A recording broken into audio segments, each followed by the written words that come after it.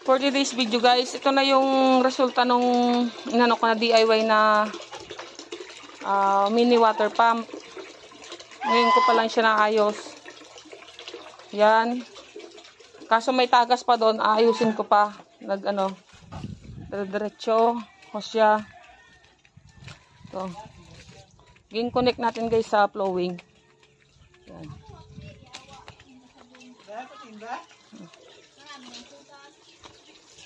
Ito yung battery, naka-charge. Tapos, mini water pump. Ayan o. Ayos man din.